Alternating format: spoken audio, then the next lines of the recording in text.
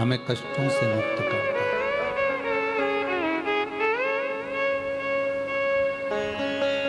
पर शिव महापुराण की कथा कहती है कि भगवान शंकर को रिझाने के लिए 2-3 चीजों का स्मरण रखें। पहला, शिव को रिझाने के लिए आडंबर से दूर रहें। अगर भोलेनाथ जी को रिझाना है तो आपको दिखावा नहीं करना, आडंबर नहीं करना। दूसरे नंबर पर है, शिव को रिझाना है तो व्यर्थ का खर्चा और व्यर्थ की चर्चा, इन दोनों से दूर। शिव को रिझाने के लिए व्यर्थ के खर्चे से भी दूर रहना और व्यर्थ के चर्चे से भी दूर।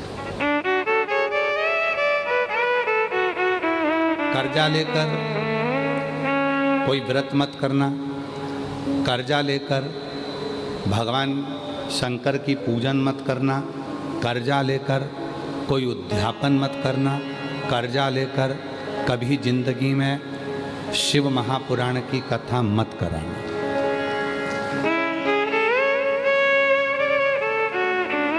कर्जा लेकर ना तो शिव पुराण की कथा कराइए, ना शिव पूजन करिए, ना साधना।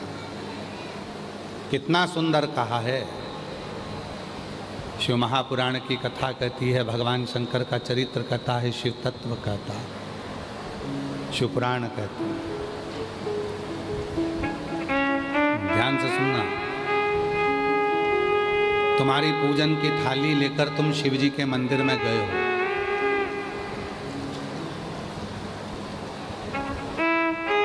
देखो अभी जलवृष्टि बंद थी, रात को भी बंद थी, कथा में चालू हो गई। क्यों? क्योंकि बाबा पूरी परीक्षा लेता है, तभी तो देता है, तभी तो देगा।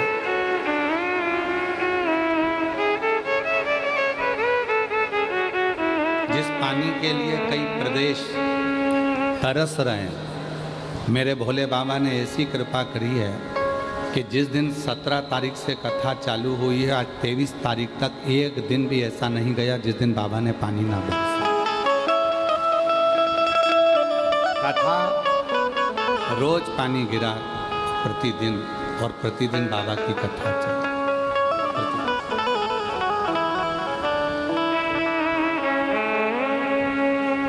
तो भगवान शंकर को रिझाने के लिए 2-3 चीजों का ध्यान रखो। पहले नंबर पर है, शिव जी को दिखावा पसंद नहीं है, आडंबर पसंद है। आप शिव जी को कोई दिखावे से प्राप्त नहीं कर सकते। शंकर भगवान को दिखावा प्रिय नहीं है।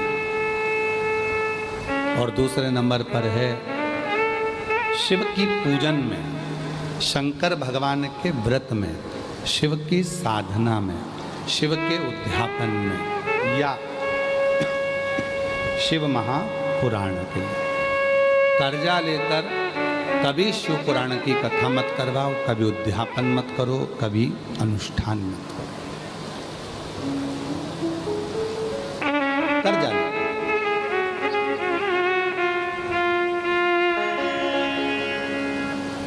जिस दिन मेरा उघड़दानी पंडाल में बैठकर कथा सुनो, जिस दिन मेरे भोले बाबा कृपा कर दें, तुम्हारी झोली इतनी धन से भर दें, तुम्हारी इतनी संपदा दे दें, तो बस उसी दिन सोच लेना कि अब मुझे कथा कराना। कर्जा लेकर नहीं। भैया देना जरा, मेरे को कथा करा रहा हूँ। किसकी कथा करा रहे हो? सीहोर वाले बाबा की कथा। हो देव जरा भाई, 25 लाख रुपए कर्जे में दे दे, मेरे को कथा कराना है। कौन ने बोला कि कर्जा कर कर कथा करो? और कौन बोलता है कि कर्जा लेकर कथा करो? ना। जिस दिन मेरा डमरू वाला, जिसका नाम कुबेरेश्वर महादेव है, जिस दिन वो तुम्हारी झोली कुबेर के भंडारे से भर दे, उस दिन तुम कथा करो।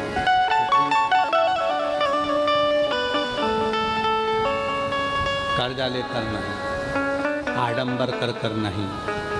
कर्जा, व्यर्थ का कर्जा और व्यर्थ की चर्चा, ये दोनों ही शिव को प्रिय नहीं। व्यर्थ की चर्चा भी मत करो, ना व्यर्थ का कर्जा हो ना व्यर्थ की चर्चा।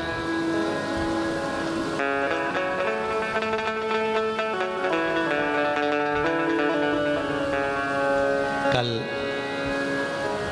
दया सिंह जी खड़े हुए थे हमारे अग्रसेन भवन में। हम जब एक व्यक्ति से बात कर रहे थे यजमान वर्ग से, तो दया सिंह जी भी खड़े हुए थे।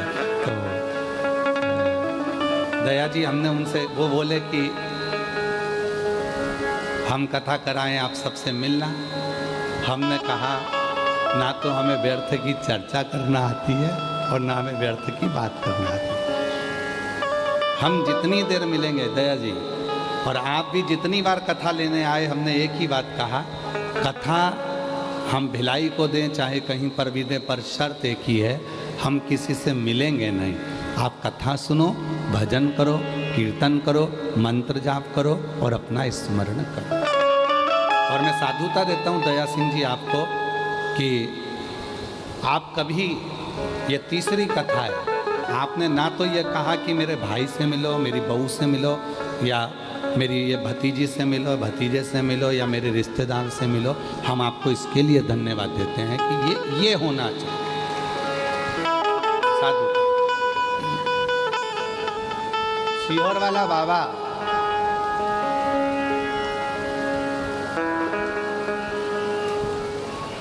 अगर किसी गरीबड़े से नहीं मिल सकता तो सेठ से क्यों मिले? क्यों मिले?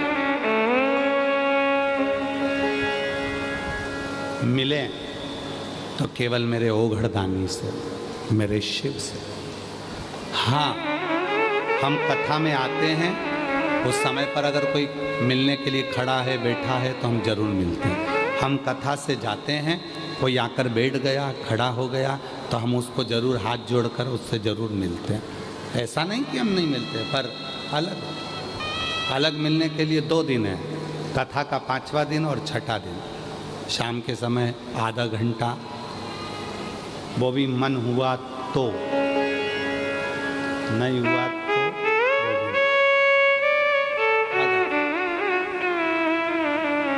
कई लोग कहते हैं गुरुजी हमारे वो महाराज जी आते हैं, ये महाराज जी आते हैं, वो बाबा जी तो ऐसे हैं कि रात को बैठे 8 बजे से तो मिले 11, 12, 1 बजे तक, फिर सुबेरे से मिल लो, शाम से मिल लो। नहीं, हम आपसे कहते हैं सीहोर वाले से मिलने की ललकता मत रखना, डमरू वाले से मिलने की ललकता रखना। शिव से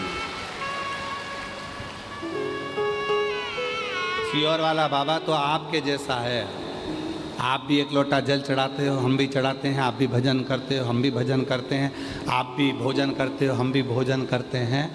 और निवेदन है, जिनको भगवान बनने का शौक हो उनको भगवान बनाओ। हमें इंसान है और हमें इंसान रहने दो। हमें इंसान है, हमें इंसान, हमें भजन करने दो, अपना स्मरण करने दो, भक्ति करो,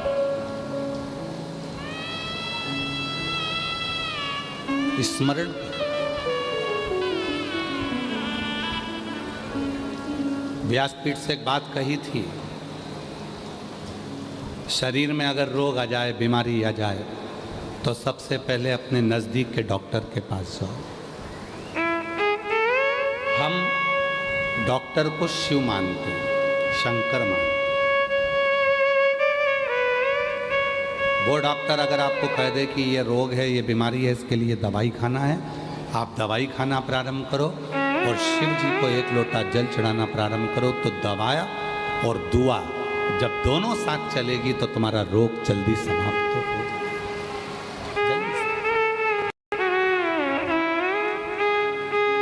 शिव को रिझाने के लिए आडंबर ना करें, शिव को रिझाने के लिए दिखावा ना करें, और शिव को रिझाने के लिए ना तो व्यर्थ का खर्च करे और ना व्यर्थ की चर्चा।